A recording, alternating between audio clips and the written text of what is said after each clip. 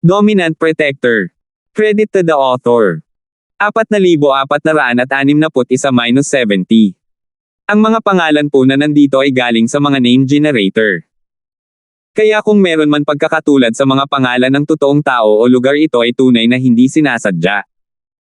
Kung hindi dahil sa naunang aksidente ay nagawa niya ito noong mga oras na iyon.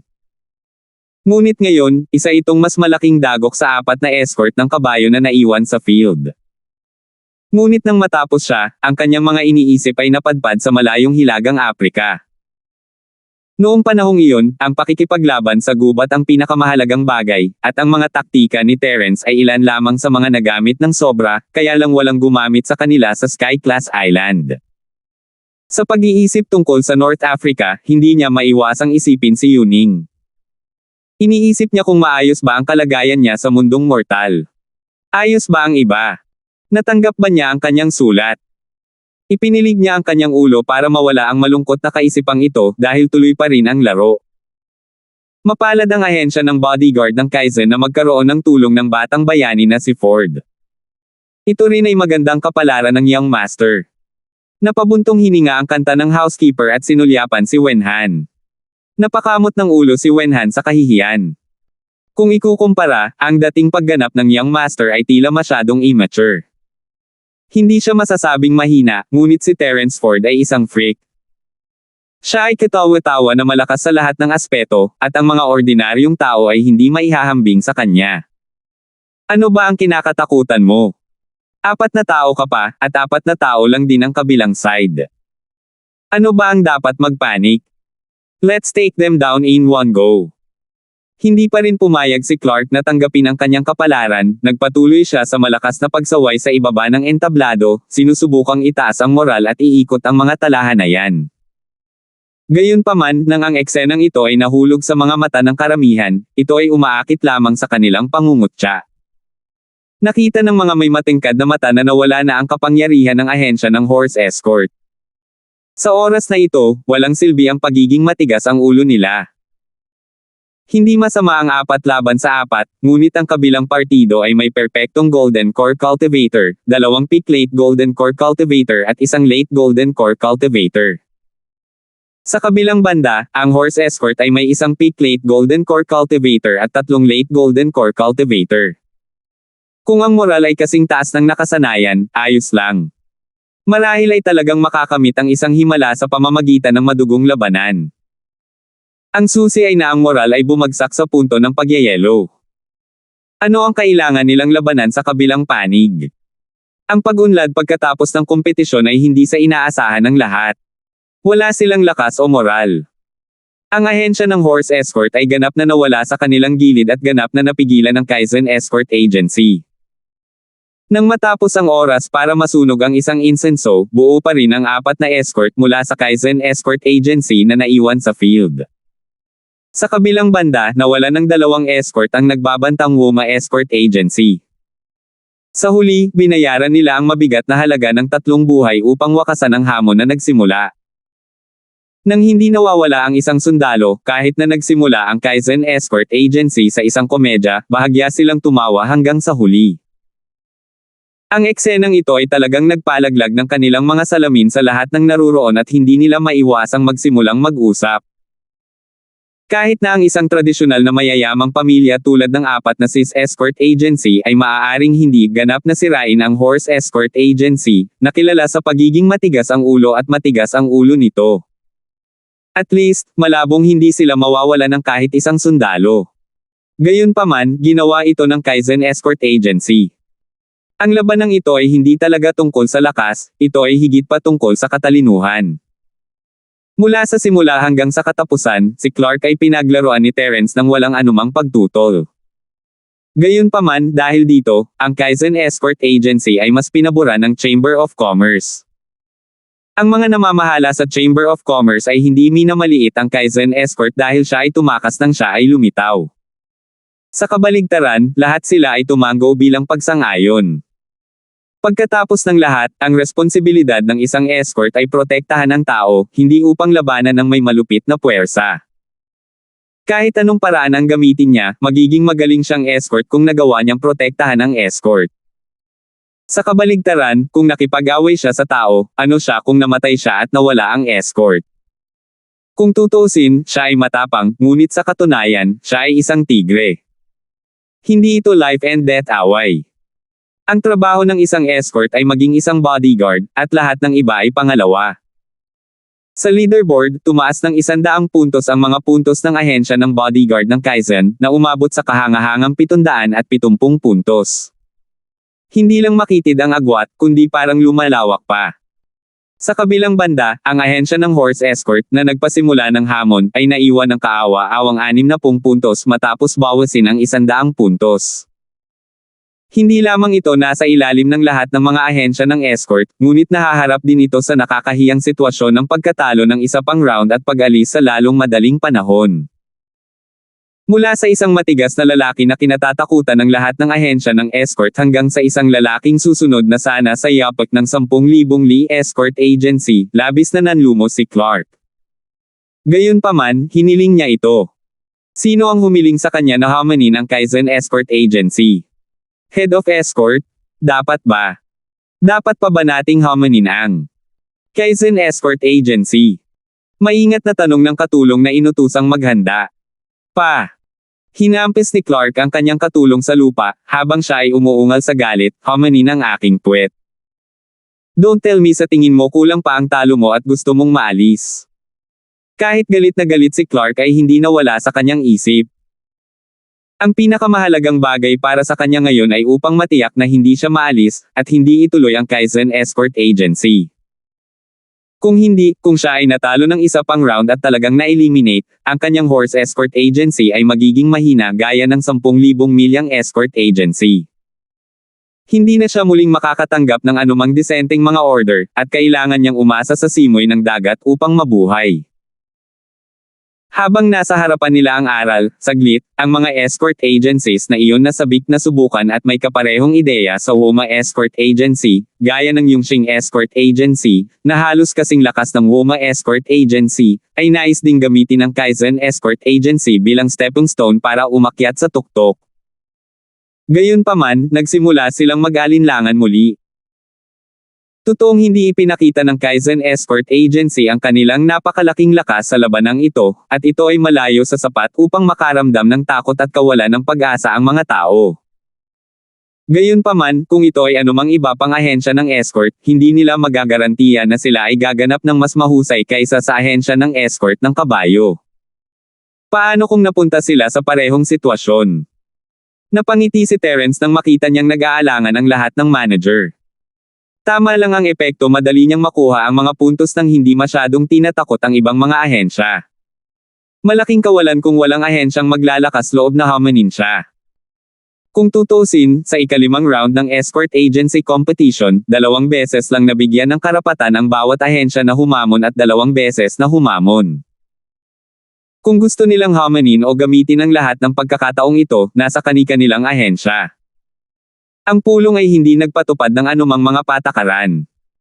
Para sa ahensya ng escort ng Kaizen, ang karapatang magkusa ng 2 beses na hamanin ay, syempre, nasa kanila ang pagpapasya. Gayunpaman, kung magagamit o hindi ang karapatang hamanin sa pagkakataong ito ay nakadepende kung patuloy silang hamanin o hindi ng ibang mga ahensya ng escort. Kung lahat sila ay matatakot, ang karapatang hamanin sa pagkakataong ito ay para lamang sa pagtatanghal, at ito ay natural na masasayang.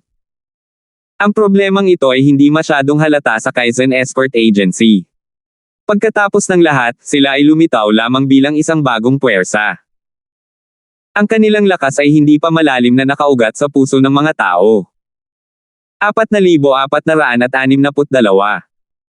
Gayunpaman, para sa tradisyonal na mayayamang pamilya tulad ng 4 na Sis Escort Agency at ang Divine Wind Escort Agency, ang naipon na prestihiyo ay masyadong malakas.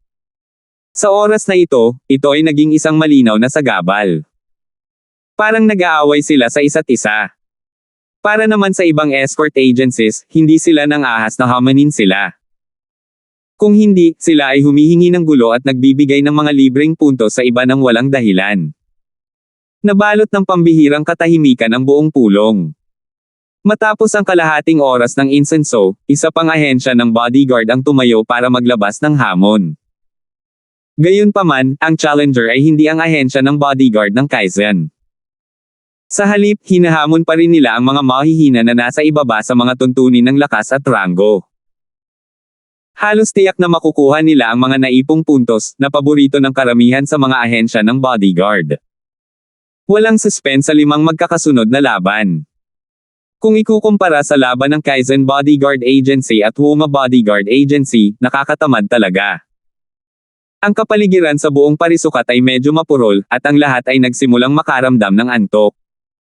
Sa sandaling ito, isa pang magandang palabas ang naganap sa wakas. Ang Xuanying Escort Agency, na kasalukuyang ika-6 sa rangkang, ay hinamon ng Kaizen Escort Agency. Nang marinig ang dalawang pangalang ito, nabuhayan ang loob ng lahat. Ang dalawang pamilyang ito ay hindi ordinaryong tao. Hindi na kailangang banggitin ang sikat na Kaizen Bodyguard Agency, at ang Xuanying Bodyguard Agency na ito ay hindi simple. Xuanying Escort Agency. Walang masyadong alam si Terence tungkol sa ahensya, kaya hindi niya inaasahan na darating ang hamon. Akala niya ay hindi na makakapigil ang 4 na sis escort agency.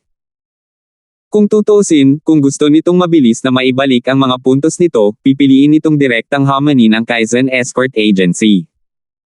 Hanggat nanalo ito, makakabawi ito ng 200 puntos ng sabay-sabay. Kung hindi, maaaring hindi ito makabawi ng napakaraming puntos kahit na manalo ito ng 4 na sunod-sunod na round, maliban na lang kung magkasunod na pagkatalo ang Kaizen Escort Agency. Sa kasamaang palad, ang posibilidad na mangyari ang ganoong bagay ay napakababa. May problema tayo. Kumunat ang noo ni Wenhan. Hindi pa rin maintindihan ni Terence, kaya't nagpaliwanag siya na may mapait na ngiti. Ang lakas ng ahensyang bodyguard na ito ay higit pa sa ahensya ng horse escort. Siguradong hindi sila mabibilan. Kuya Ford, narinig mo na ba ang Yuantong Bodyguard Agency? Medyo narinig ko na ang tungkol dito. Sinasabi na ang orihinal na 5 pangunahing ahensya ng escort ay naghiwalay noong huling pagpupulong ng ahensya ng escort sa South Continent, at iyon ang dahilan kung bakit ito nahulog sa amin. Tumango si Terence na rinig niya ang tungkol dito mula sa iba pang mga bodyguard. Ang Xuanying Escort Agency na ito ay talagang bagong reorganized na Yuantong Escort Agency. Nabalitaan ko na nagre-recruit at bumibili sila ng mga kabayo nitong mga nakaraang taon. Mas malakas pa sila sa orihinal na Yuantong Escort Agency. Sa pagkakataong ito, ibinalita pa nila sa publiko na gusto nilang bawiin ang posisyon ng isa sa 5 pangunahing escort agencies mula sa amin.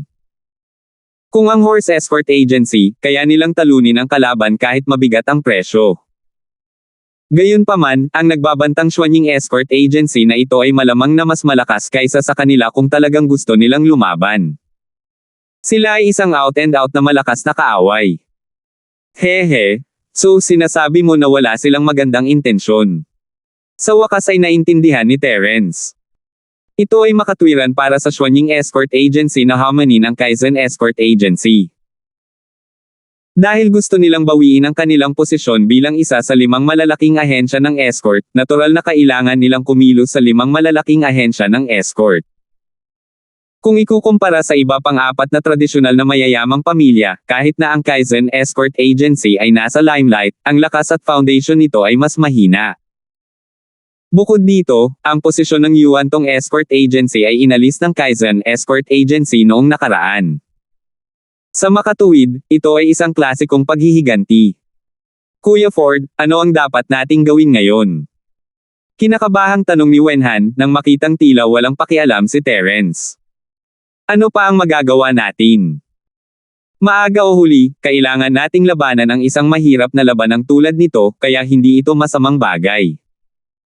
Kung gagawin natin ang mahusay sa labanang ito, ang espiritu ng ating Kaizen Bodyguard na ahensya ay tataas ng malaking margin. Iyan ang ugali na dapat taglayin ng isang mayamang pamilya. Tumingin sa kanya si Terence at inutusan ang mga bodyguard na pumila ng mga sundalo, na naghahanda na pumili ng mga sundalo. Tama si Kuya Ford, nawalan na ng loob ang kapatid na ito. Noon lang nag-react si Wenhan. Bilang young master, kung matatakot siya bago ang labanan, malaki ang epekto nito sa moral. Habang siya ay lihim na nahihiya, mabilis niyang tinapik ang kanyang dibdib at sinabing, Brother Ford, ito ay magiging isang mahirap na labanan. Natatakot ako na mahirap gumamit ng anumang mga trick tulad ngayon. Bakit hindi ko personal na hawak ang linya? Sa arena deathmatch, kailangang umasa sa lakas ng isa para lumaban. Hindi lahat ng laban ay maaaring maging katulad ng isang may horse escort agency, kung saan ang isang tao ay maaaring durugin ang kanilang kalaban sa kanilang katalinuhan. Kuya Wenhan, sigurado ka ba? Hindi na sila pinigilan ni Terence sa pagkakataong ito. Mula sa kanyang pananaw, ang susunod na labanan sa Xuanying Escort Agency ay maaaring isang labanan kung saan muling ipanganak ang Kaizen Escort Agency. Kung si Wenhan, bilang young master, ay sumabak sa labanan mismo, hindi lamang siya magiging malakas, ngunit mapapalakas din niya ang moral ng mga tao at madaragdagan ang kanilang mga pagkakataong manalo. Oo naman. Malakas na tumango si Wenhan at ngumisi. Kuya Ford, iiwan ko ang utos sa iyo. Kung tungkol sa bayad, ipaubaya mo sa akin. Sa pagsasaalang-alang na kailangan nilang panatilihin ang kanilang lakas para sa paparating na hamon, hinding-hindi hahayaan ni Wenhan si Terence na sumama sa kanila. Ito ang pinakamalakas na lineup na maaaring gawin ng Kaizen Bodyguard Agency. Very well. Ang labanang ito ay makakaapekto sa kinabukasan ng buong escort agency. Dahil si Kuya Wenhan ay personal na nakikilahok sa labanang ito, walang paraan na matatalo ka. Gayon din, Kuya Wenhan, dapat kang mag-ingat sa sarili mong kaligtasan. Kung may mangyari sa iyo, kahit na manalo ka sa labanang ito, hindi ito magiging sulit. Sabi ni Terence. Kuya Ford, huwag kang mag-alala.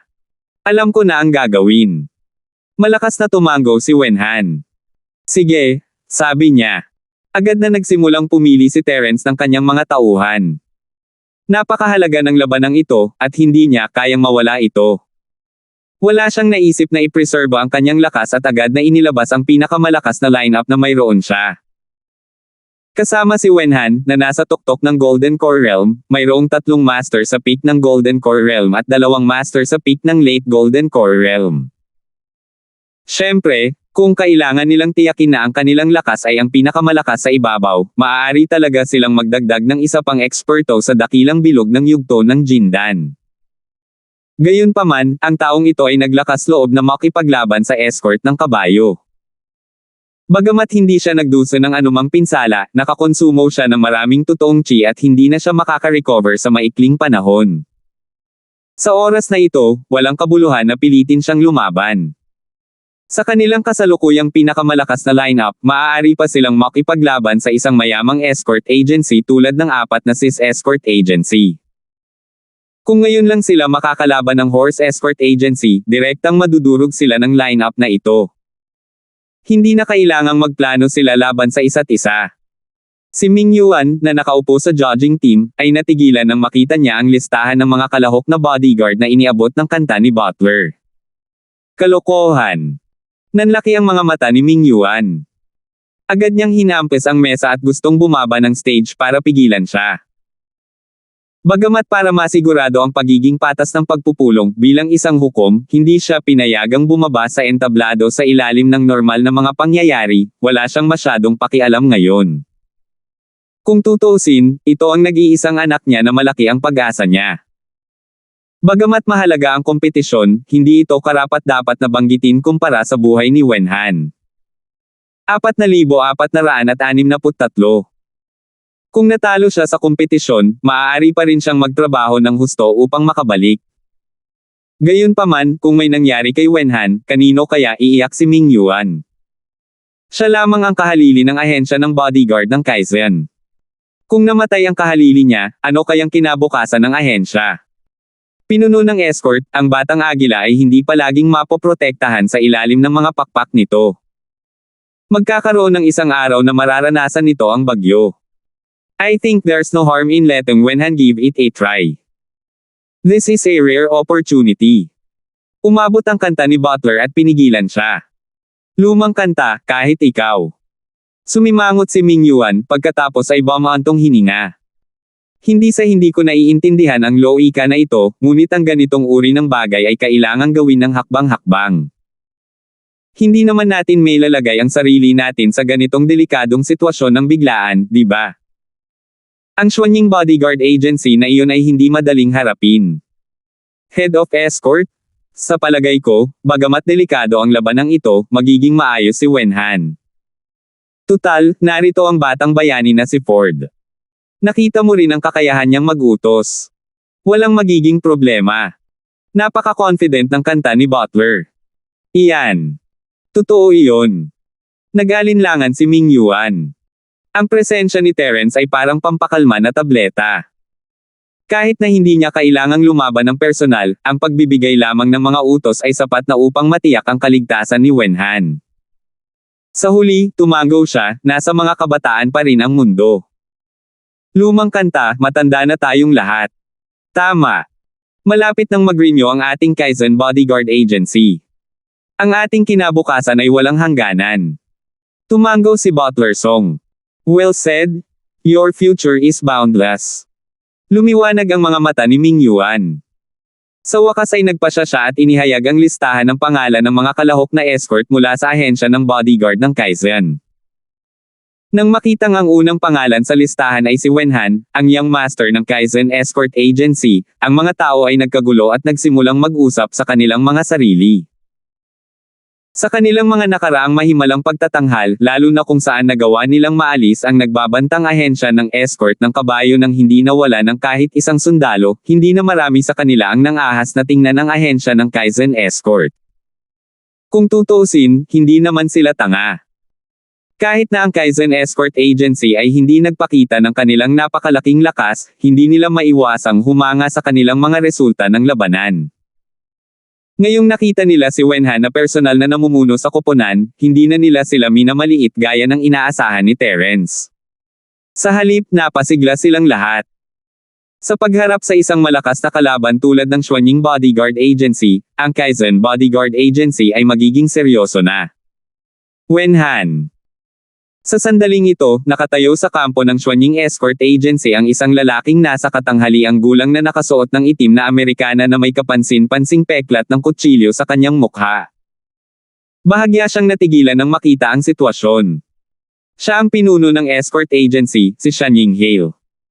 5 taon na ang nakalilipas, ang Yuantong Escort Agency ay bumagsak sa isang gabi. Sa maikling panahon ng 1 taon, sinamantala ni Xuanying, na orihinal na isang ordinaryong escort leader ng Yuantong Escort Agency, ang kaguluhan para bumangon. Hindi lamang niya matagumpay na nilamon ang iba't ibang puwersang naiwan ng Yuantong Escort Agency, ngunit muli niya itong inayos sa Xuanying Escort Agency. Pagkatapos ng 3 taon ng pag-unlad, ang kanyang lakas ay higit na nalampasan ang kanyang nakaraang sarili.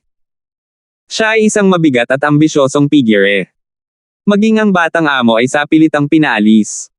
Malinaw na ganoon lang ang Kaizen Bodyguard Agency. Bagamat sila ay sapat na mapalad na maging isa sa 5 pinakamalaking ahensya ng bodyguard noong nakaraang taon, sayang naman na palagi silang nouveau-riche. They will never amount to anything. Sabi ng isa sa mga escort leader sa tabi niya. Ang ahensya ng bodyguard ng Kaizen ay isa sa 5 pangunahing ahensya ng bodyguard sa loob ng 5 taon. Kung nouveau-riche lang sila sa iyong paningin, ano ang Xuanying Bodyguard Agency natin? Sumulyap si Xuanying sa kanya. Nawala ng masabi ang escort leader. Bagamat nabuo ang kanyang pamilya mula sa reorganisasyon ng Yuantong Escort Agency, strictly speaking, isa pa rin itong bagong tatag na escort agency. Kung ipipilit niyang makaramdam ng superior sa harap ng Kaizen Escort Agency, nililinlang niya ang kanyang sarili at ang iba pa. Ang pinakamalaking pagkakaiba sa pagitan ng isang mayaman na pamilya at isang nouveau-riche ay wala sa kanilang lakas, ngunit ang kanilang foundation at ugali. Ang Kaizen Bodyguard Agency ay nanirahan lamang sa loob ng 5 taon, ngunit mayroon na silang ugali ng isang mayamang pamilya. Maaari silang maging flexible, magplano laban sa mga kaaway, at lumaban hanggang kamatayan. Hindi sila simple. Napabuntong hininga si Xuanying. Sa nakalipas na ilang taon, sinisikap niyang buuin ang aura ng isang mayamang pamilya. Marahil sa iba, sapat na ang lakas ng Xuanying Bodyguard Agency. Gayunpaman, sa kanyang mga mata, ito ay malayo sa sapat. Lalo na nang makita ang ahensya ng bodyguard ng Kaizen, lalo pang kitang-kita ang agwat sa pagitan nila. Head of Escort? Dahil mas malakas ang Kaizen Escort Agency kaysa sa inaasahan, dapat pa ba tayong magpatuloy sa orihinal na plano? Tanong ng escort leader na siyang namamahala sa pagdidirekta ng eksena. Hindi, ako ang personal na mag-uutos sa pagkakataong ito. Kung ang ating Xuanying Escort Agency ay gustong umangat sa kapangyarihan, dapat nating alisin ang Kaizen Escort Agency. Dapat tayong manalo sa labanang ito. Naging malamig ang aura ni Xuanying. Ang kasalukuyang ahensya ng bodyguard ng Kaizen ay talagang karapat-dapat sa kanyang paggalang. Gayunpaman, hindi siya maaaring maging madali sa kanila dahil lamang doon. Sa kabaligtaran, mas iginagalang niya ang mga ito, mas gusto niyang talunin sila. Ang isang kalaban na tulad nito ay karapat-dapat sa kanya, si Xuanying, na personal na namumuno sa kanila. Habang pinagmamasdan ni Xuanying ang ahensya ng bodyguard ng Kaizen, si Terence, Wenhan, at ang iba pa ay inoobserbahan din ang Xuanying Bodyguard Agency. Sa pamamagitan lamang ng pagkilala sa kanyang kaaway at sa kanyang sarili maaari kang manalo ng 100 laban.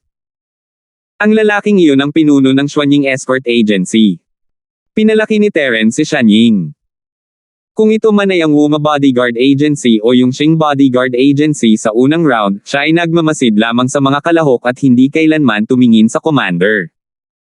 Ang oras na ito ay isang pagbubukod. Tama. Ang pangalan ng taong ito ay Xuanying. Napakataas ng tingin ng aking ama sa taong ito, mas mataas pa sa walang hangganang dagat. Siya ay isang napaka-ambisyosa at matapang na tao. Maingat na tumango si Wenhan.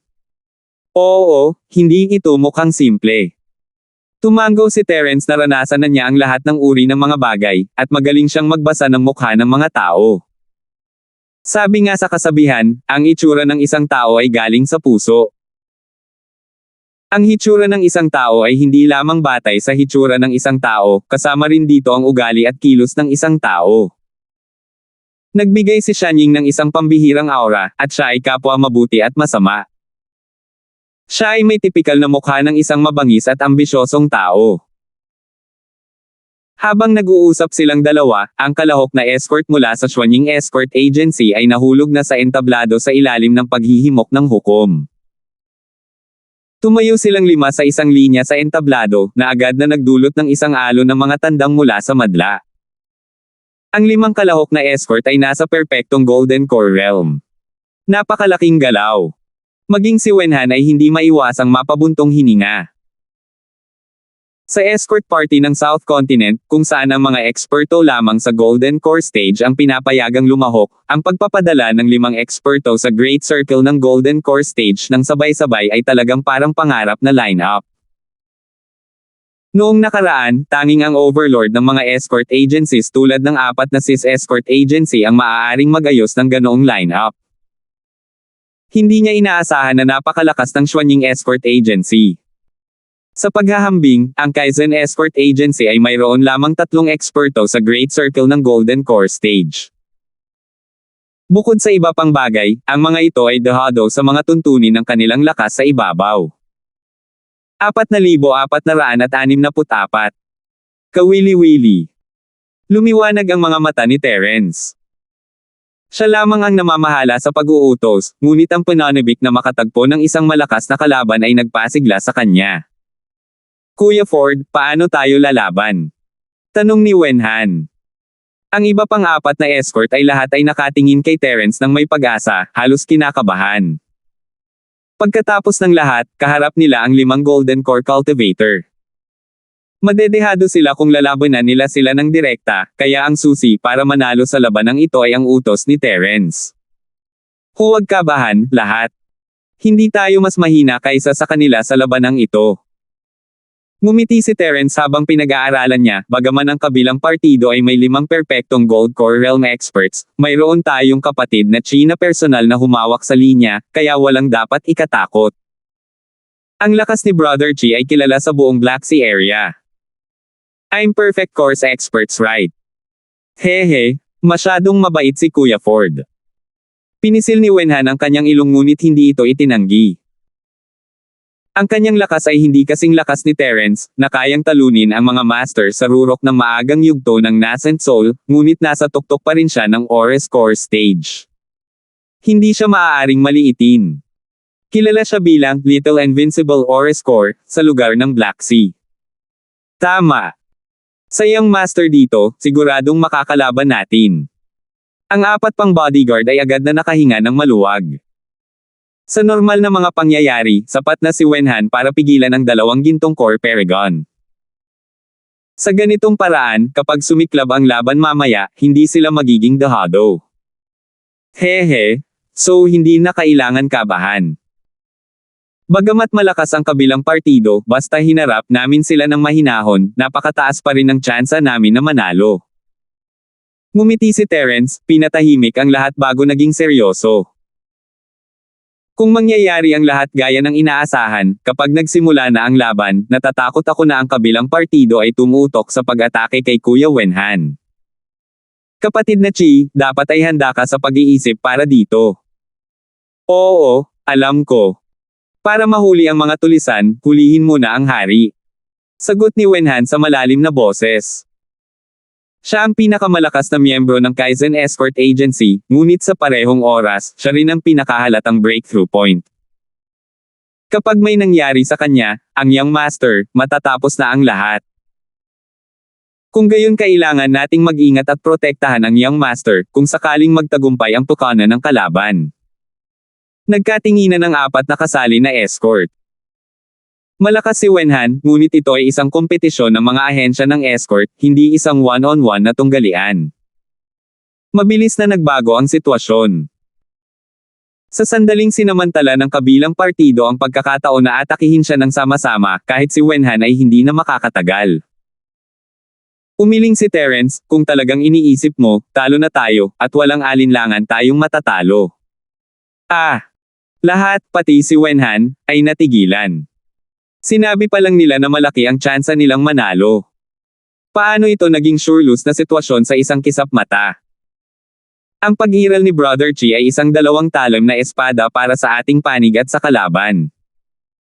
Habang tumatagal ka sa field, mas madaling mangyari ang mga aksidente. Para sa Xuanying Escort Agency, higit sa lahat, matatalo lang sila sa laban na ito. Kayang-kaya nilang matalo, ngunit hindi natin kaya. Ang mga mata ni Terence ay dumapo sa mukha ng lahat, ang kanyang boses ay mahina. Kaya, para maiwasan ang anumang aksidente, dapat nating tapusin ang labanang ito sa lalong madaling panahon. Isang mabilis na labanan. Ano ang ibig mong sabihin ng mabilis? Kumaibot ang mga talukap ng mga tao. Ang kabilang partido ay hindi isang mahina, ngunit isang buong 5 perpektong eksperto sa yugto ng Jindan. Sa kanilang lakas, isa ng pagpapala mula sa langit para sa kanila ang manalo sa buhay at kamatayang labanang ito. Paano nila natatapos ito ng ganoon kabilis? Maliban na lang kung nag-take siya ng risk. Dapat mong tandaan ang bawat salitang sasabihin ko. Kung maaari kang magkaroon ng huling tawa sa labanang ito at hayaan kang, lalo na si Kuya Wenhan, na umatras sa isang piraso ay nakasalalay sa iyong kakayahan. Seryoso ang ekspresyon ni Terence para minsan tama ang lahat. Ang diskarte na ito ay mapanganib sa isang tiyak na lawak. Sa ilalim ng pagbabantay ng lahat, ang Xuanying Escort Agency versus Kaizen Escort Agency sa wakas ay nagsimula sa pag-anunsyo ng pagpapatupad ng hatol. Sa sandaling sinindihan ng insenso, ang 5 perpektong eksperto sa Jindan ng Xuanying Escort Agency ay naniningil sa kanilang mga kalaban tulad ng mga mabangis na tigre sa labas ng kanilang mga kulungan. Tila wala silang katanji tanging porma sayon, ngunit ang kanilang bilis ay nakakagulat na pare-pareho. Maging ang kanilang hininga ay mahigpit na pinagsabay. Ang resulta nito ay ang makapangyarihang aura ng 5 tao ay ganap na pinagsama sa isa, na nagpapakita ng napakalaking momentum, na labis na nagdiin kay Wenhan at sa 5 pa. Hindi talaga siya simple. Lumiwanag ang mga mata ni Terence. Mukhang hindi mahirap na makamit ang pag-synchronize, ngunit ito ay kasing hirap ng pag-akyat sa langit, lalo na pagkatapos maabot ang tuktok ng Golden Core Stage. Hindi mahalaga kung ito ay nakikipaglaban o gumagawa ng iba pang mga bagay, ang bawat isa ay may kanya-kanyang ritmo na pamilyar sa kanila, at kung mas malakas ang isa, mas malinaw ang ritmong ito. Sa sandaling humiwalay sila sa sarili nilang ritmo, magiging mahirap ang lahat. Sa orihinal, mayroon silang 10% ng kanilang lakas, ngunit sa huli, maaari lamang nilang magamit ang 60% o 70% o mas kaunti pa. Sa lahat ng uri ng karaniwang kompetisyon sa sekular na mundo, palaging may mga tao na nagdala ng kalaban sa kanilang sariling ritmo at nanalo sa huli. Ang mga kaso ng mahina na panalo laban sa malakas ay karaniwan. Sa katunayan, ito ang katotohanan. Ang makapag-synchronize ng 5 Golden Core Cultivator sa parehong oras sa ilalim ng ganoong mga pangyayari ay napakahirap. Hindi naniniwala si Terence na isasakripisyo ng kalaban ang isang bahagi ng kanyang lakas para lang makamit ito. Dahil ang kabilang partido ay nang-ahas na gawin ito, dapat isa lamang ang posibilidad. Ang ritmo ng 5 Geodan Stage Masters na ito ay natural na pare-pareho. Hindi bababasa, ang pagkakaiba sa pagitan ng bawat isa ay napakaliit at maaaring hindi papansinin. Maghanda para sa labanan. Hindi nagpakita ng kahinaan si Wenhan sa harap ng matinding pressure mula sa kanyang kalaban. Pagkatapos ng malamig na sigaw, ang 4 na pantay na escort ng langit sa tabi niya ay mabilis na bumuo ng porma sayo ng arrow at itinutok ang kanilang mga arrowhead sa kalaban. Anong malakas na espiritu? Hindi mapigilan ni Shanying na purihin sila. Ang Kaizen Escort Agency ay isa nga sa 5 pangunahing escort agencies. Bagamat saglit lang sila sa posisyon, hindi mababa ang kalidad ng kanilang mga escort kaysa sa iba pang 5 pangunahing ahensya ng escort. Ito ay lalo na para sa matalim at nagbabantang pagbuo ng arrow. Malinaw na nasanay na sila ng husto. Gayunpaman, ang ikinagulat ni Shanying ay nasa kanilang 5, si Wenhan ay walang alinlangan na pinakamalakas. Logically speaking, dapat siya ang leader ng grupo. Ito ang tanging paraan upang mapakinabangan ang kapangyarihan ng pagbuo ng arrow. Gayunpaman, hindi lamang si Wenhan ang pinuno, ngunit tila wala siyang ugnayan sa iba. Ano ang nangyayari? Hindi kaya karaniwang nagsasanay ang young master na ito kasama ang mga bodyguard, kaya hindi siya sanay sa ganitong pormasayo ng arrow. Ito ay isang magandang pagkakataon. Hatiin natin sila sa kalahati at paghiwalayin sila. Hindi nagatubili si Shanying at nag-order kaagad. 4,465. Ang 5 Shanying escort na nasa ring ay biglang umungol at nagpakalakas. Binago nila ang kanilang dating posture ng pagpindot pasulong mula sa lahat ng panig at binago ang kanilang porma sayon. Tumawid sila sa isang tuwid na linya at agad na pinaghiwalay si Wenhan at ang iba pang 4 na tao sa magkabilang panig. Sa pagkakataong ito, si Wenhan ay ganap na nahiwalay sa iba pang hukbo. Napasinghap ang audience sa gulat. Kahit na ang mga karaniwang tao ay alam na ang Kaizen Bodyguard Agency ay nasa isang masamang sitwasyon. Si Wenhan, ang young master ng ahensya, ang pinakamahalagang soul figure sa ahensya.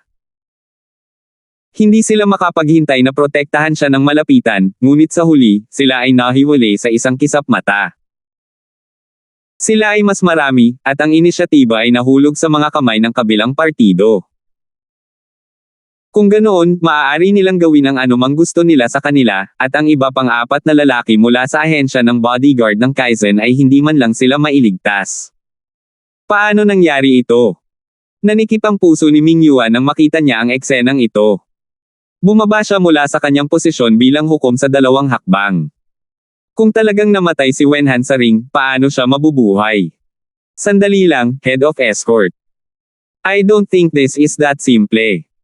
Wenhan shouldn't be so brainless. Tsaka, nag-uutos din ng batang bayaning si Ford. Mabilis siyang pinigilan ni Butler Song na kanina pa nakabantay. Lumang kanta, ibig mo bang sabihin? Tumigil si Ming Yuan sa kanyang kinatatayuan. Nag-aalala siya, ngunit sa paalala ng kanta ni Butler, agad siyang bumalik sa kanyang katinoan. Sa mga kakayahan ni na Terence Ford at Wenhan, kahit na hindi nila matalo ang Shanying Escort Agency, hindi sila dapat maging passive. Ituloy muna natin ang panunood. Naniniwala akong hindi ka nila pababayaan. Tumango ang kasambahay at hindi na nagsalita pa. Sana nga, medyo gamaan ang pakiramdam ni Mingyuan, ngunit medyo nag-aalala pa rin siya. Ano ang ginagawa ng batang bayani na si Ford at ng kanyang anak? Umaasa siyang walang mangyayaring masama. Sa sandaling ito, malinaw ang sitwasyon sa arena. Si Wenhan ay pinaghiwalay ng kabilang panig. Kung gusto niyang makabuo ng tugon sa kanilang apat, kailangan niyang dumaan sa pagkubkob ng 5 Jiedan stage expert ng kabilang panig. Ito ay halos tulad ng 1 laban sa 5. Kahit na si Wenhan ay higit na makapangyarihan kaysa sa karaniwang eksperto sa yugto ng Jindan, imposibleng gawin ang gayong labis na bagay. Sa karamihan, ito ay 1 laban sa 2, at ang huling tagumpay ay hindi pa rin tiyak. Kung 1 laban sa 5, nanliligaw lang ito kay kamatayan. Kunin ang mga tulisan at hulihin ang hari. Agad na nagutos si Shanying. Iniisip niya kung paano haharapin si Wenhan mula pa noong una. Ngayong isang magandang pagkakataon ang nasa harapan niya, wala nang dahilan para mag-alinlangan pa siya. Wala siyang pakikipagkaibigan sa ahensya ng bodyguard ng Kaizen sa simula. Bukod dito, hindi ito ang panahon para maging maawain. Sasamantalahin niya ang kahinaan ni Wenhan at papatayin siya. Ang 5 perpektong eksperto sa Jindan ng Xuanying Escort ay agad na bumuo ng isang pormasayon at naghanda na samantalahin ang sitwasyon para kubkuban at patayin si Wenhan. Sa kanilang lakas at ganitong uri ng nakahandang pagkakataon, hindi na nila kailangang sayangin ang anumang pagsisikap. Ilang sandali lang ang kailangan nila para malutas ang problema. Gayunpaman, bago sila makakilos, handa na si Wenhan. Agad siyang sumabog sa sobrang nakakagulat na bilis at umatras sa bakanteng espasyo sa likuran niya. Kasabay nito, ang iba pang 4 na Kaizen Escort na bumuo ng Arrow Formation ang nanguna at sumugod patungo sa isa sa mga Xuanying Escort na may agresibong aura. Maging si Shanying ay nagulat. Bumilis ang tibok ng puso niya. Mabilis at palihim ang naging reaksyon ng dalawang panig. Paano sila nahuli? Halata na matagal na silang nag-iipon ng kapangyarihan. Sa madaling salita, pinaghandaan nila ito. Siguro sa simula pa lang sinasadya na nila. Si Shanying ay hindi malay na sumulyap kay Terence. Alam niyang lahat ng mga panalo ng Kaizen Bodyguard Agency noon ay dahil sa lalaking ito. Siya rin ang nagawang paglaruan ng Wuma Bodyguard Agency sa huling round.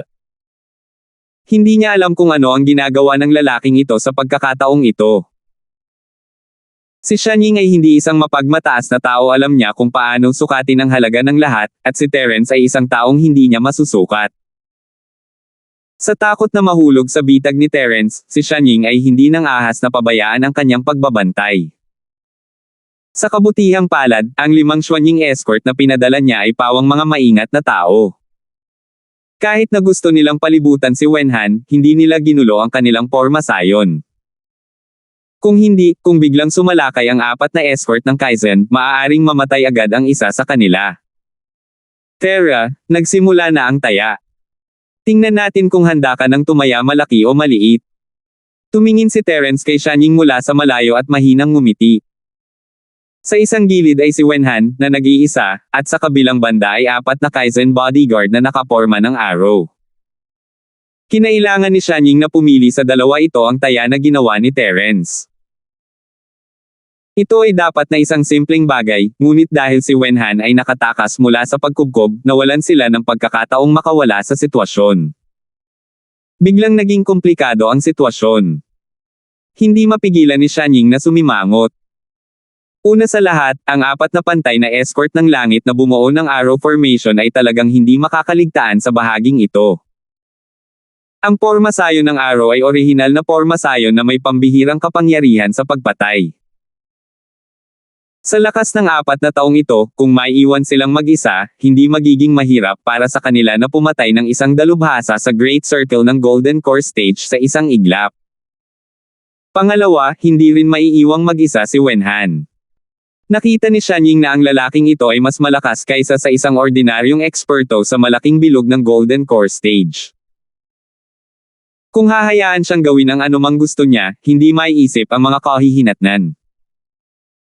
Pagkatapos ng maraming pag-iisip, nagpasya siya na hindi niya maaaring pabayaan ang magkabilang panig. Maaari lamang piliin ni Xianying na hatiin ang kanyang mga puwersa sa dalawa, ang isa ay haharapin ang pagbuo ng Arrow, at ang isa ay upang harapin si Wenhan. Gayunpaman, kailangan niyang malaman kung gaano karaming tao ang dapat niyang hiwalayan. Sa panig ni Wenhan, malinaw na hindi sapat na magpadala ng isang tao. Kung one-on-one, baka mapatay siya sa ilang minuto. Kaya, hindi bababa sa 2 tao ang kailangan.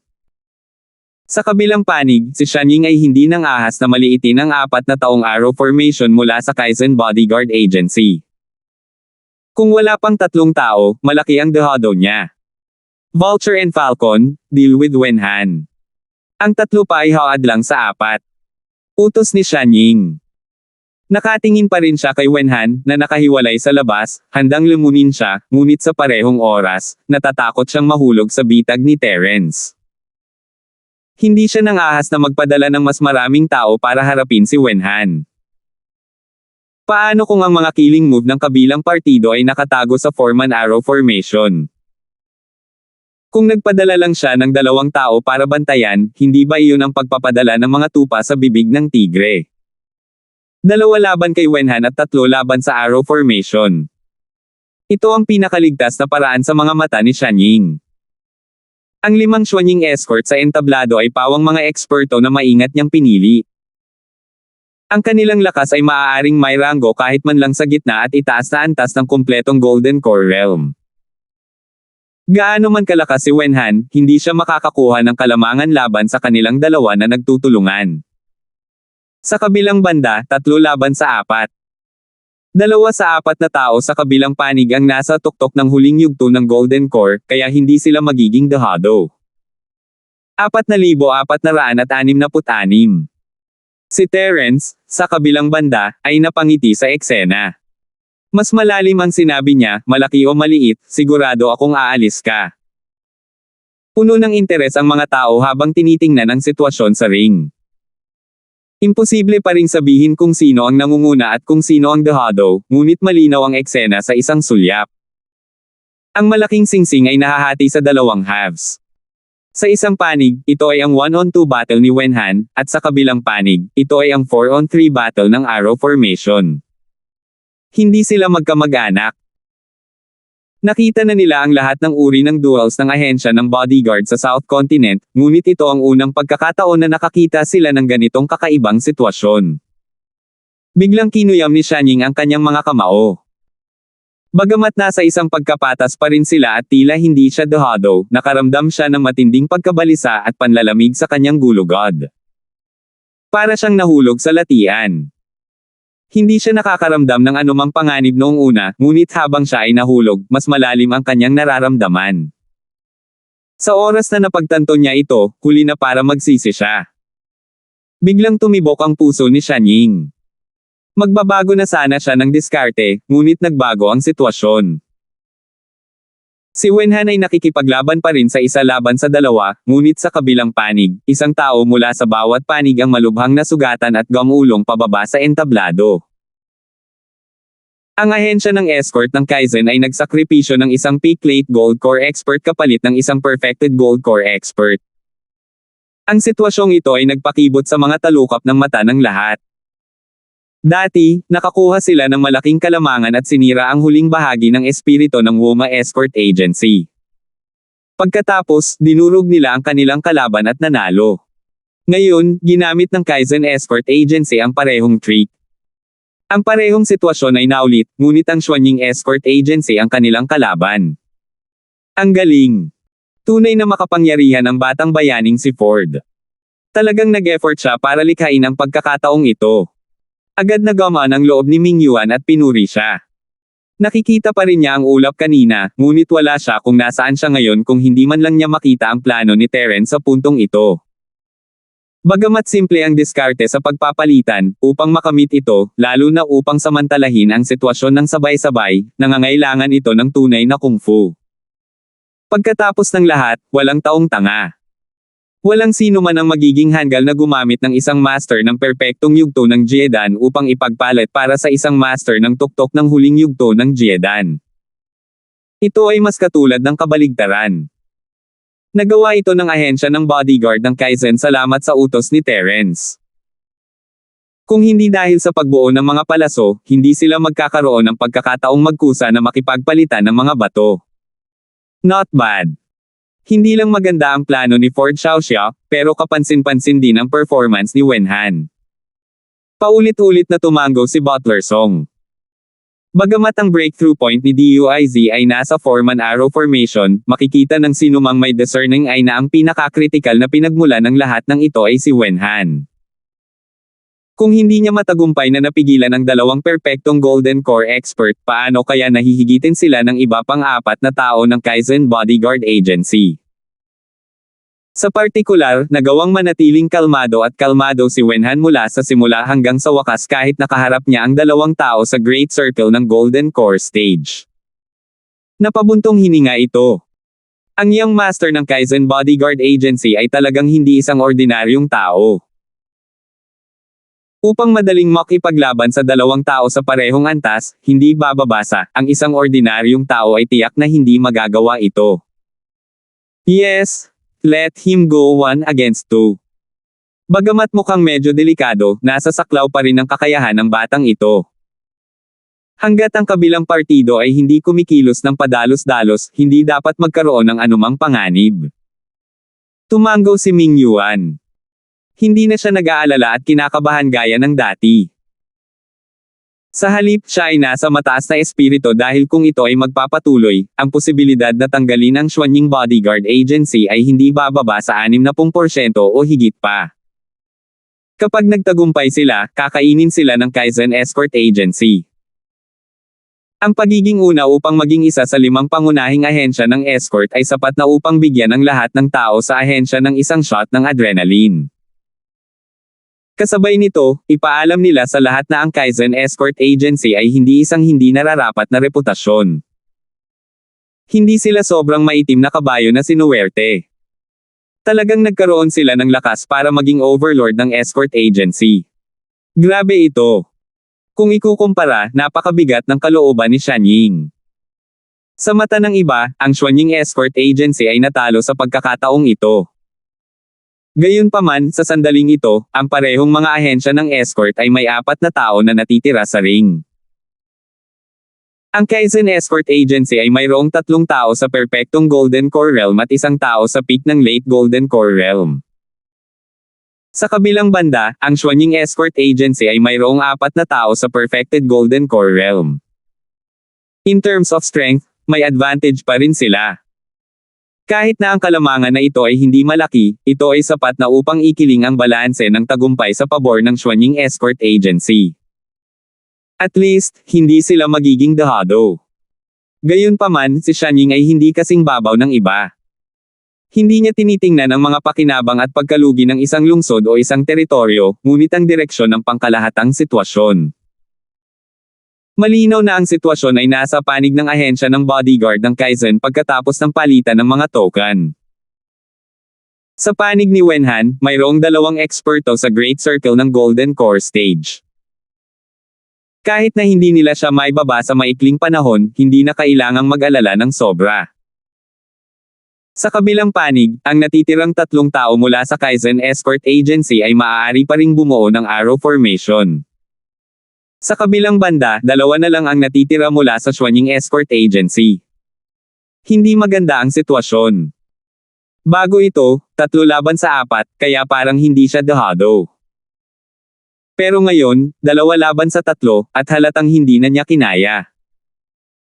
Ang ikinabahala ni Xuanying ay kung ang kabilang partido ay gumamit muli ng parehong trick at gumamit ng peak late gold core upang ipagpalit sa kanya, isang perpektong gold core expert, mawawala ang lahat ng kanyang kapangyarihan.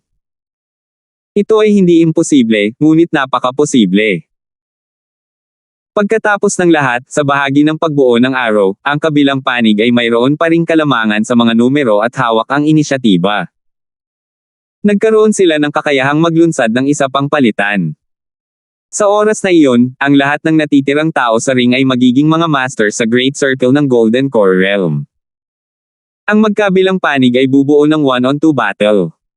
Gayunpaman, may lakas si Wenhan na lumaban ng isa sa dalawa, ngunit hindi ito magawa ng Xuanying escort.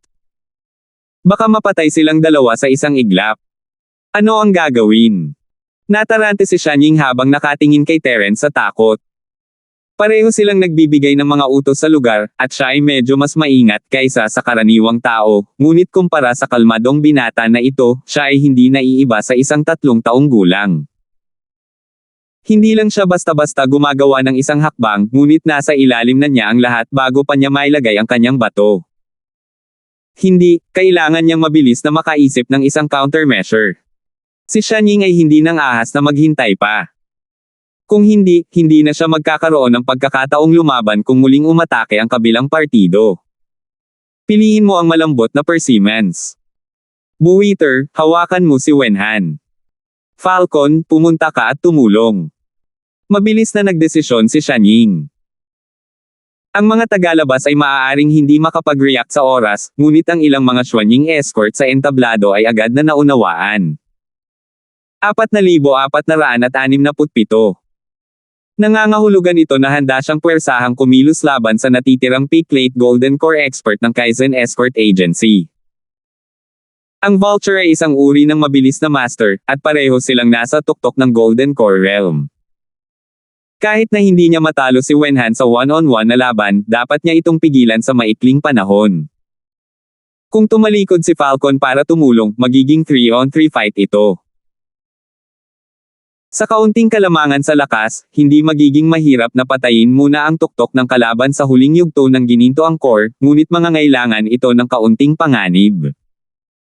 Si Xuanying ay hindi gustong makipagsapalaran.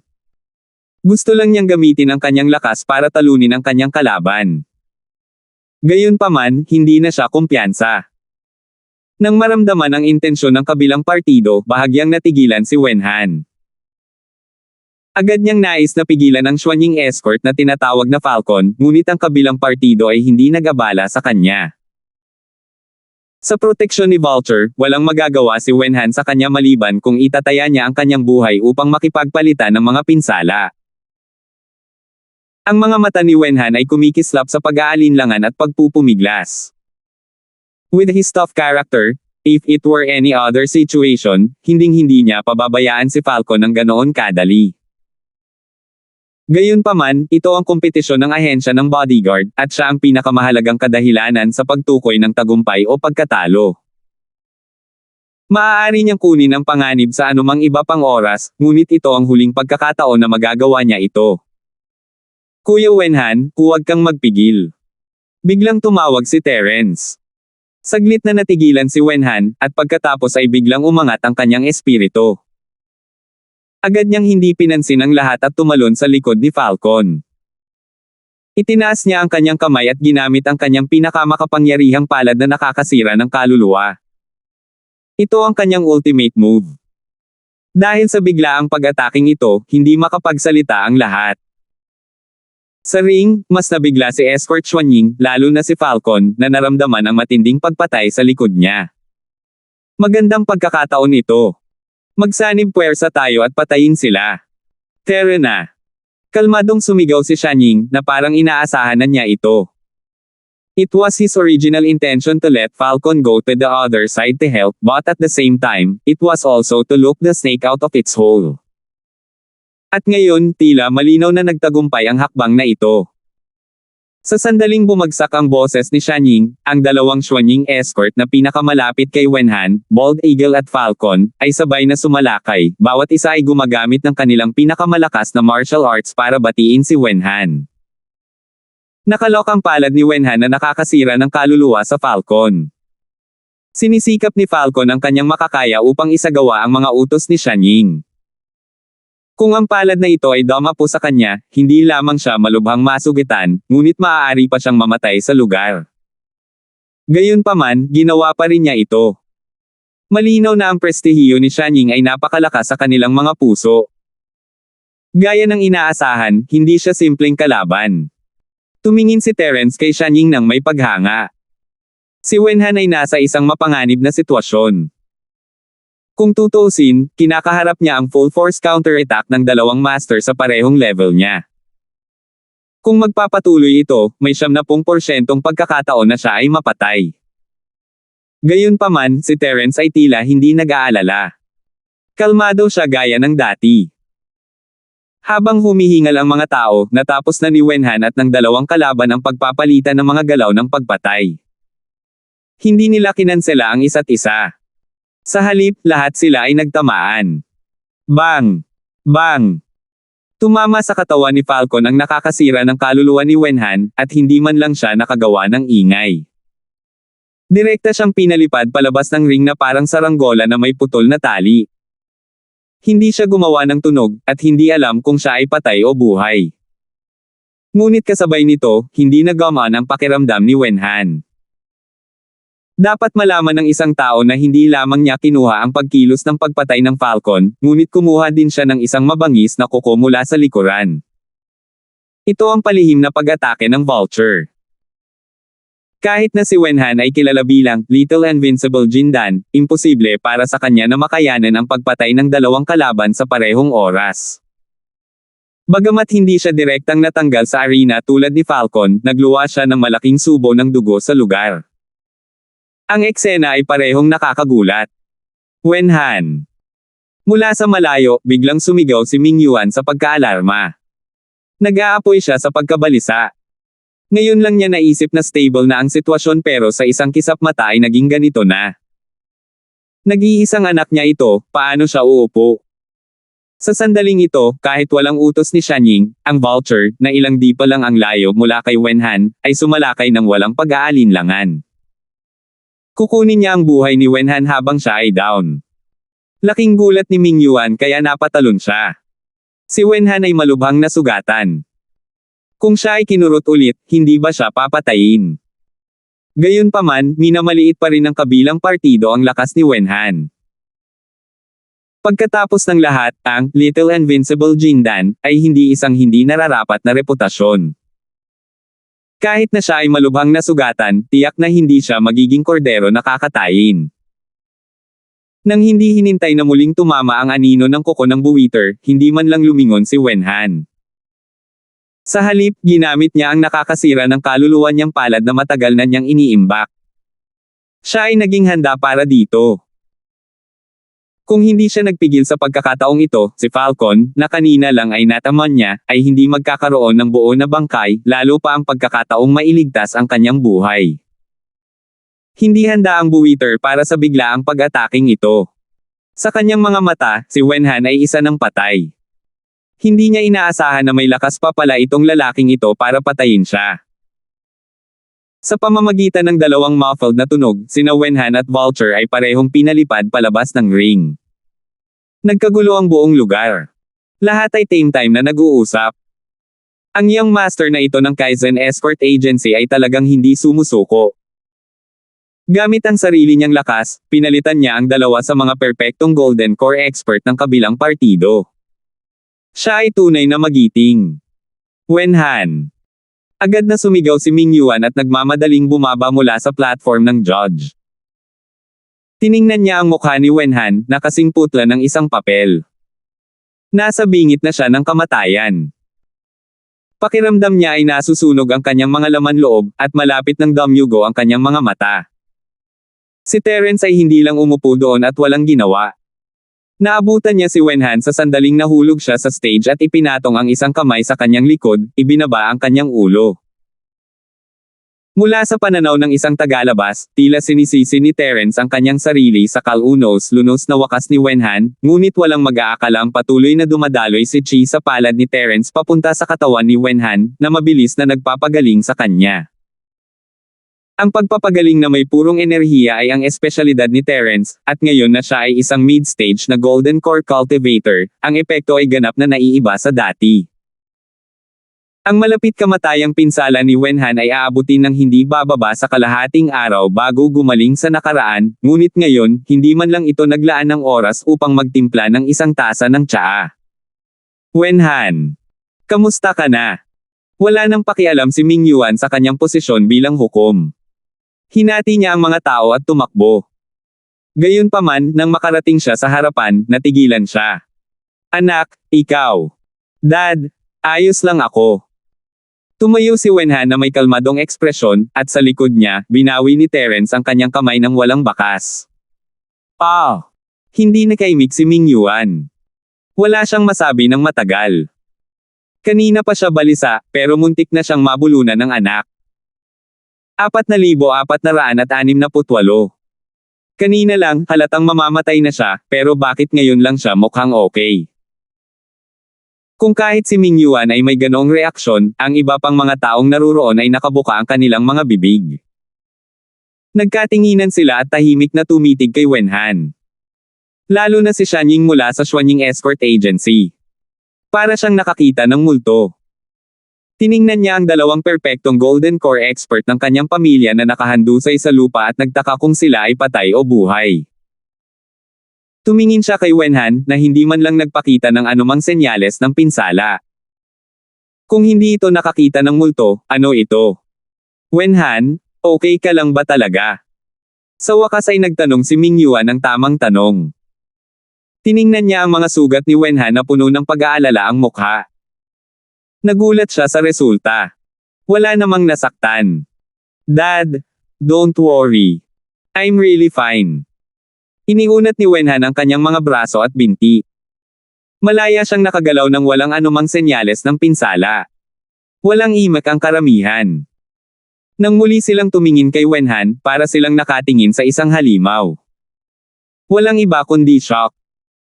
Ang lakas ng mga cultivator ng Xuanying Bodyguard Agency sa Great Circle ng Golden Core Stage ay kitang-kita sa lahat. Tiyak na hindi sila mahina sa mga kaparehong antas. Gayunpaman, napaglabanan ni Wenhan ang malalakas na hakbang ng pagpatay ng dalawang kalaban, lalo na ang Vulture na sinamantala ang pagkakataong atakihin siya gamit ang dalawang kuko. Sa huli, napatalsik lang siya sa ring at nagpahinga sandali. Siya ay ganap na maayos. Sa kabilang banda, ang dalawang lalaki mula sa Xuanying Escort Agency ay hindi sigurado kung sila ay buhay o patay.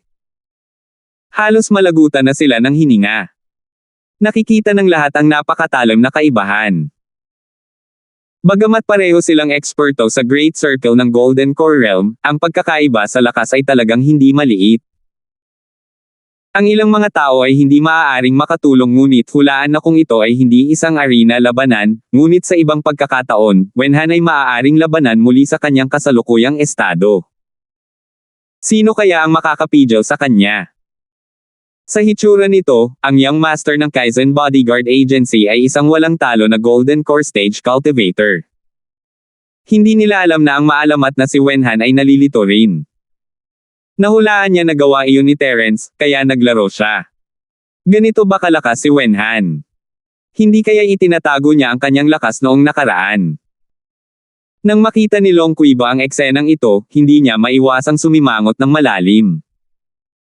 Batay sa sama ng loob sa pagitan ng Longzhou Bodyguard Agency at Kaizen Bodyguard Agency, nakausap niya si Wenhan ng maraming beses. Noon pa man ay alam na niya na si Wenhan ay hindi mahina, ngunit hindi niya alam na maaari siyang maging ganito kalakas. Tama, medyo nakakagulo. Paano kung ang lalaking ito ang pumalit sa pinuno ng ahensya ng bodyguard ng Kaizen sa hamon mamaya? Ano sa palagay mo, tagapayo?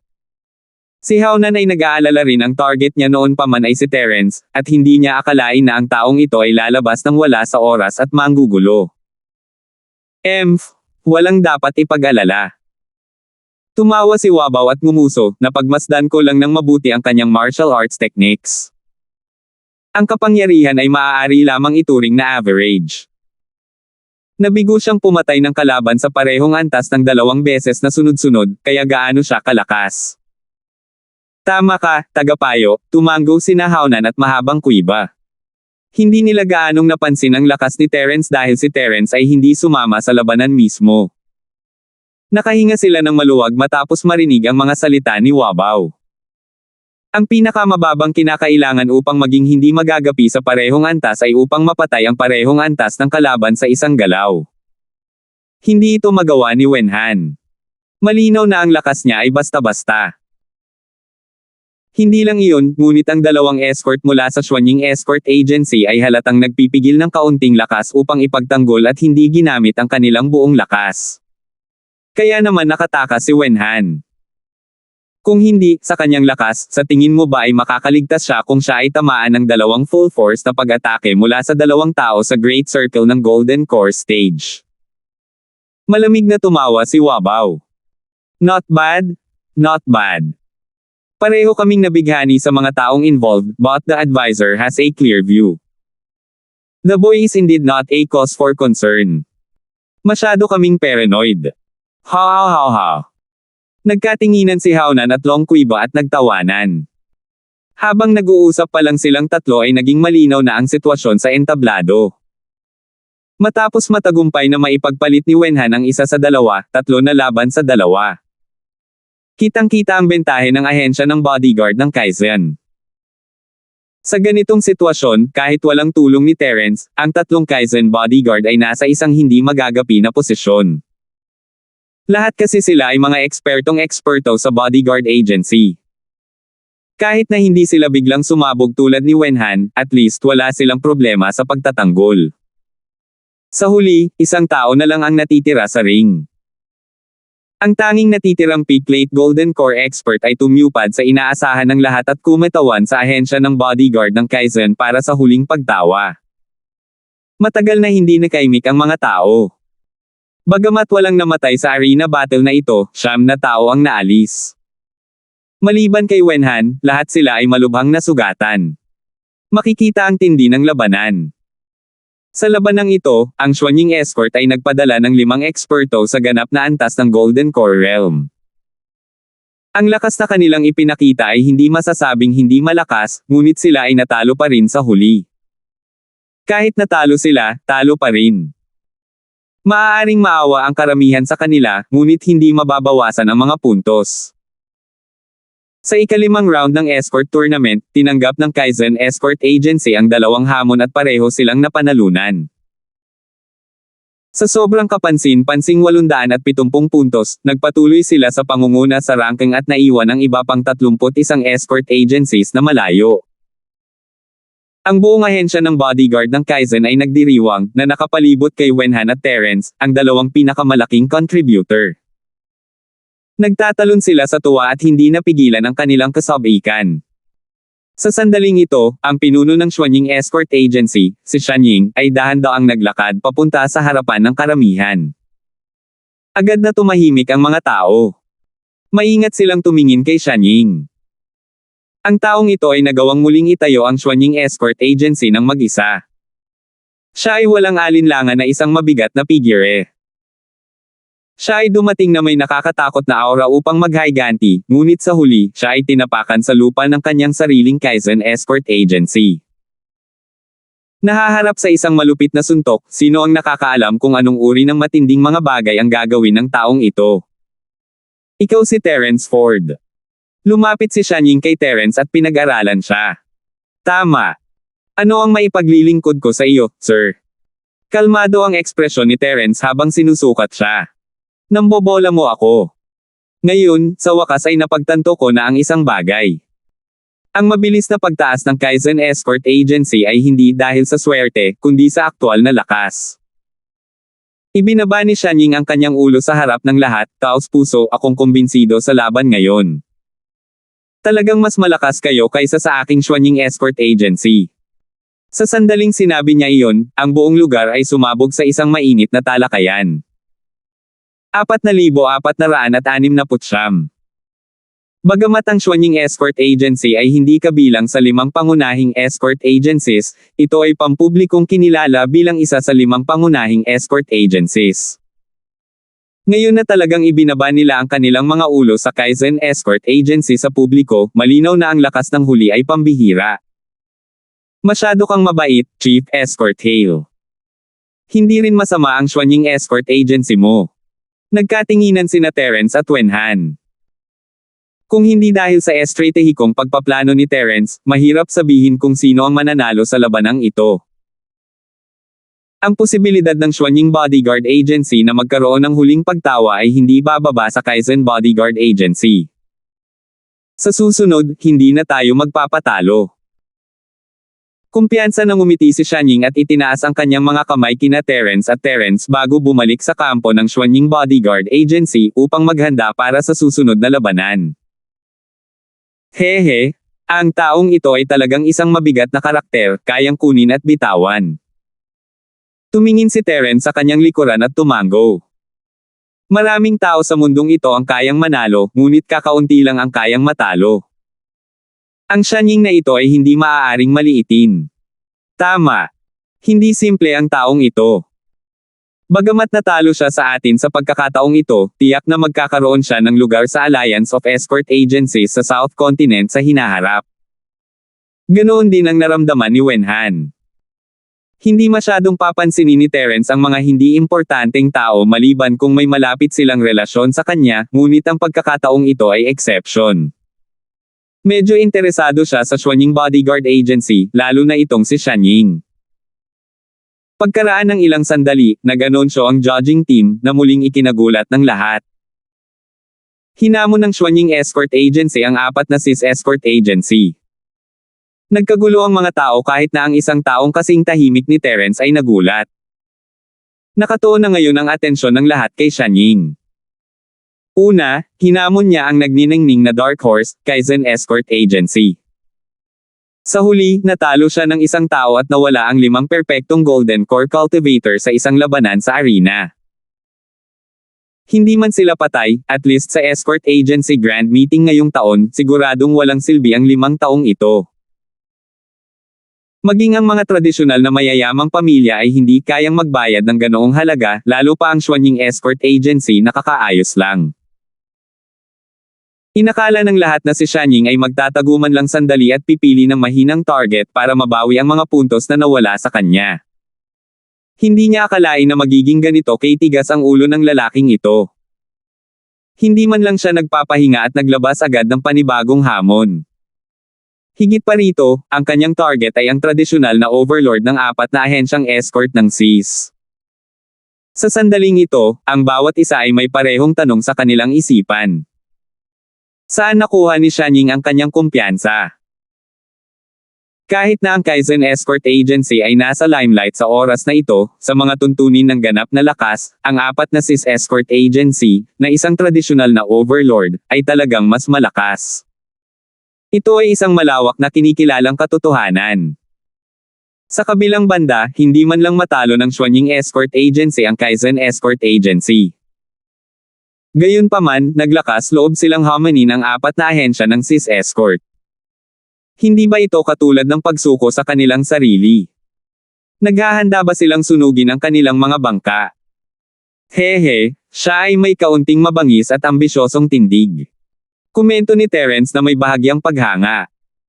Matapos matalo sa Kaizen Escort Agency, ang mga puntos ng Xuanying Escort Agency ay bumaba mula 220 hanggang 120. Kung matalo sila muli sa 4 na CIS Escort Agency, 20 puntos na lang ang natitira sa kanila. Kahit na hindi sila inalis, hindi ito magkakaroon ng malaking pagkakaiba. Para kay Xianying at sa Xuanying Escort Agency, na determinadong maging isa sa 5 pinakamalaking escort agencies muli, ito ay isang kalamidad.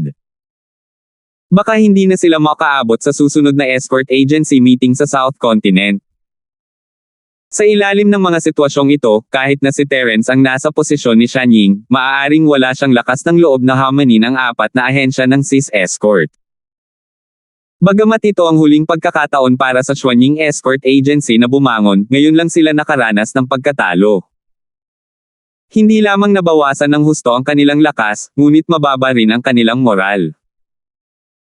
Ano ang mga pagkakataong manalo kung hamanin nila ang 4 na ahensya ng CIS Escort sa oras na ito? Gusto mong gawing stepping stone ng escort agency natin sa 4 Cs? May mali ba sa utak ng lalaking to? Kakatuwa talaga. Ang walang hangganang dagat mula sa judging team ay sumangot ng masama at sumulyap sa malayong Xianying. Akala niya noong una ay may kakayahan ang taong ito. Kung siya ay mas mataktika, hindi imposibleng suportahan ang Xuanying Escort Agency sa hanay ng 5 pangunahing ahensya ng escort. Ngunit ngayon, tila si Xianying ay isa lamang mayabang na tao na hindi alam ang kanyang lugar. Ilang sandali pa, ang magkabilang panig ay handa nang umalis. Nang lumitaw sila, biglang nagkagulo ang buong audience. Nasa entablado ang mga kalahok na bodyguard, lahat sila ay mga masters ng perpektong yugto ng Jindan. Hindi kakaiba para sa apat na sis escort agency na magpadala ng 5 tao sa ganap na antas ng Golden Core Realm. Gayunpaman, ang Xuanying Escort Agency ay nawala ng 5 tao sa ganap na antas ng Golden Core Realm. Ngayon, agad silang nagpadala ng 5 pa. Ang ganitong mapagbigay na paglipat ay talagang medyo nakakagulat. Makikita na ang slogan ng Xuanying Escort Agency sa pagbabalik sa 5 pangunahing escort agency sa pagkakataong ito ay talagang walang laman. Sok! So what if they have 5 paragons? Even among experts of the same level, the difference in strength is like heaven and earth. Ain't nobody escort like you dares to challenge the elite escort of my forces escort agency. Are you even worthy? Patuloy ang pagngisi ng walang hangganang dagat. Si Xianying ay may malaking tiwala sa kanyang mga bodyguard, ngunit ang walang hangganang dagat, bilang isang tradisyonal na overlord, ay mas may tiwala. Hindi mahalaga kung gaano ito hinamak ng walang hangganang dagat, sa mata ng karamihan ng mga tao, ang escort tournament na ito ay talagang labanan sa pagitan ng malalakas. Ang dalawang magkasunod na laban ay parehong mainit ang dugo sa pagitan ng 5 pangunahing klase. Talagang napasigaw sa tuwa ang mga manunood na nanggaling sa libu-libong milya ang layo para makiisa sa saya. Sa katunayan, ang labanang ito ay hindi binaygo ang karamihan. Sa simula, ang sitwasyon sa magkabilang panig ay naging lubhang tense. Hindi sila kasing flexible sa kanilang mga taktika gaya ng Kaizen Escort Agency. Sa halip, pareho silang sumunod sa mga tradisyonal na taktika sa labanan. Nang mawala ang mutual deception sa tactical level, ang tanging natitira ay isang grupo ng mga escort na lumalaban hanggang kamatayan sa ring. Isang madugong labanan. Ito ay isang tunay na madugong labanan. Patuloy na umaagos ang dugo sa entablado. Ang mga escort mula sa magkabilang panig ay sunod-sunod na tinanggal. Maswerte sila na malubhang nasugatan at nasa bingit ng kamatayan. 5 sa kanila ang namatay on the spot. Sa huli, 1 tao na lang ang natitira sa ring. Sa pagkakataong ito, ang Xuanying Escort ang huling tumawa. Sa pagtingin sa huling Xuanying Escort na nakatayo sa ring, nababalot ng dugo, at sa kanyang umaalog-alog na katawan na ilang beses nang babagsak, natahimik ang buong Mauling Square. Sa dalawang magkasunod na mahihirap na laban, natalo siya sa Kaizen Escort Agency, ngunit ngayon, kapansin-pansing nabawi niya ang kanyang dignidad laban sa mas makapangyarihang 4 na sis Escort Agency. Ang ganitong uri ng mahimalang pagliko ng mga pangyayari ay nawala ng imak sa lahat. Sa ibaba ng arena, umungal si Xianying sa pananabik. Ang tagumpay ng Pirek ay tagumpay pa rin. Sa huli, nanalo siya sa huling labanang ito. 4,470. Sa kabilang panig, ang walang hangganang dagat, na nakaupo sa gitna ng pangkat ng mga hurado, ay pinapanood ang lahat ng ito mula sa malayo. Ang kanyang mukha ay kasing itim ng ilalim ng isang palayok. Hanggang ngayon, hindi pa rin siya makapaniwala na natalo ang mga elite ng kanyang Forces Escort Agency. Sa leaderboard, ang mga puntos ng 4 na sis Escort Agency ay bumagsak mula 240 hanggang 140. Kahit gaano pa karaming walang hangganang dagat ang hindi naniniwala dito, wala siyang magawang tanggapin ang katotohanan. Moherf Asterisk Hacker. Ang Bulsh Asterisk Xuanying Escort Agency na ito ay natalo sa Kaizen Escort Agency at talagang naglalabas ng kanilang galit sa 4 na sis Escort Agency. How preposterous!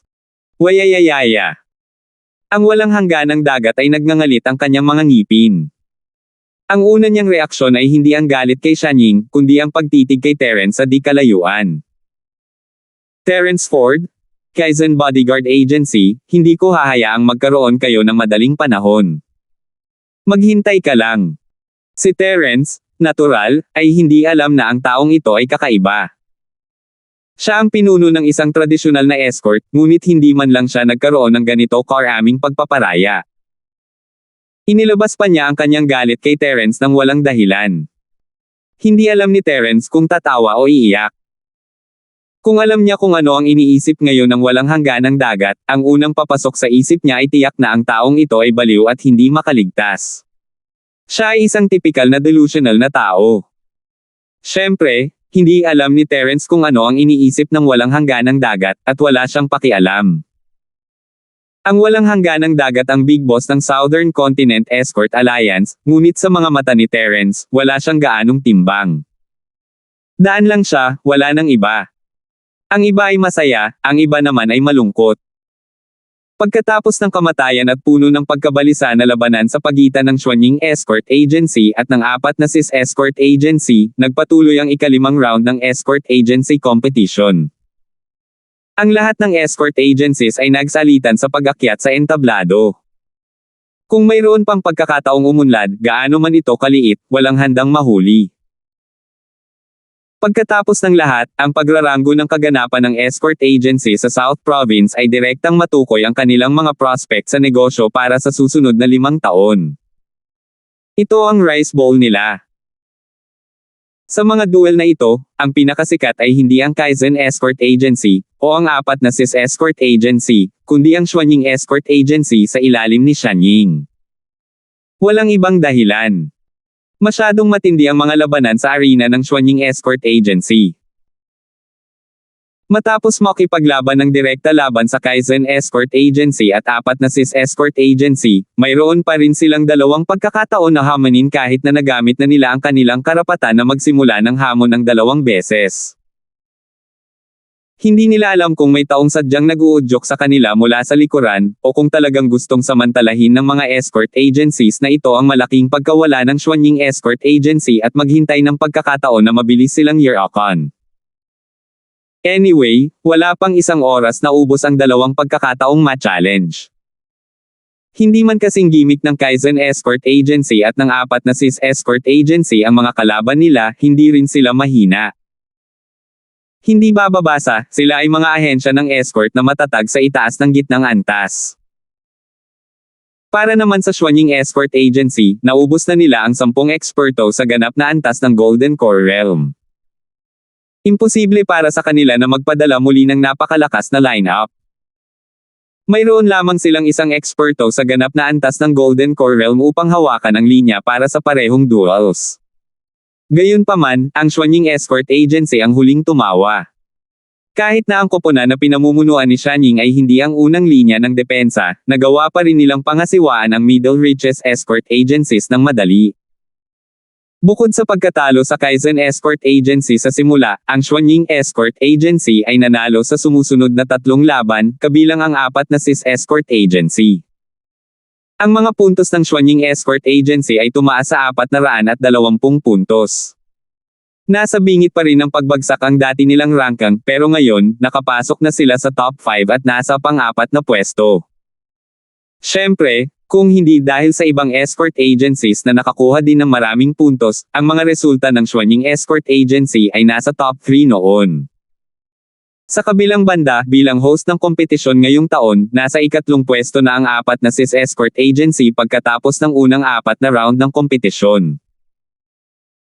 Ngayong tinamaan na sila sa ulo ng Xuanying Escort Agency, kahit na manalo sila ng 2 magkasunod na round, hindi nila maiikot ang mga table. Sila ay nasa ika-5 na ranggo na may 340 puntos at natapakan sa ilalim ng mga paa ng Xuanying Escort Agency.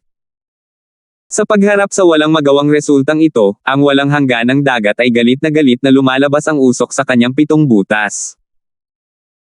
Kung hindi lang ang pinuno ng ahensya ng escort ang naghamon sa huling lugar, na nagpaisip sa kanya na mayroon pa siyang pagkakataon na ibalik ang mga talahanayan at pakiramdam pa rin na siya ay may kontrol sa sitwasyon, malamang na binaligtad siya sa lugar, na walang pakialam sa kanyang imahe.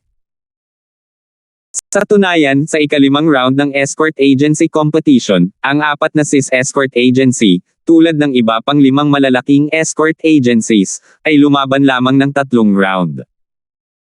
Inubos nila ang 2 sa kanilang karapatan upang simulan ang isang hamon at isang karapatan na hamanin. Tungkol naman sa natitirang karapatang hamanin, ito ay palamuti lamang. Pagkatapos ng lahat, hindi lahat ng escort agency ay kasing agresibo ng Xuanying Escort Agency, at hindi lahat ng person in charge ng escort agency ay kasing tapang ni Xuanying. Ang paghiling sa kanila na gumawa ng inisyatiba upang hamanin ang 4 na ahensya ng SIS Escort ay isang hanggal na gawa na malinaw na nagbibigay ng mga puntos. Baka mamatay din sila. Sa paghahambing, ang ahensya ng escort ng Kaizen at ang ahensya ng escort ng Xuanying, na bahagi rin ng 5 pangunahing ahensya ng escort, ay mas maswerte. Dahil mas mababa ang tingin sa kanila ng iba, hindi nasayang ang kanilang karapatang hamanin ng 2 beses. Isang buong 200 puntos ang naihatid sa kanilang pintuan, na naging dahilan ng pagkainggit sa iba pang 5 pangunahing ahensya ng escort na halos dumudugo na ang kanilang mga mata. Ito ay totoo lalo na para sa walang hangganang dagat. Matagal na niyang inisip na makakamit niya ang unang pwesto. Ngayong malapit nang matapos ang ika-5 round ng escort tournament, hindi lang niya nagawang isara ang point difference sa pagitan nila at ng Kaizen Escort Agency, ngunit lalo pa siyang nahila. Ngayon, tinatapakan pa siya ng tumataas na Xuanying Escort Agency. Paano niya ito matatanggap? Bago ito, kung ito ay ang Kaizen Escort Agency o ang Xuanying Escort Agency, ang opinyon ng publiko ay palaging magkakahalo. Hindi tulad ng mga tradisyonal na mayayamang pamilya tulad ng 4 na SIS Escort Agency, na lubos na iginagalang, noon pa man ay iniisip ng publiko na ang 2 pamilyang ito ay mga nouveau-riche lamang na walang foundation at maipagmamalaki lamang saglit. Gayunpaman, ngayon, walang sino man ang magkakaroon ng ganoong hanggal na ideya.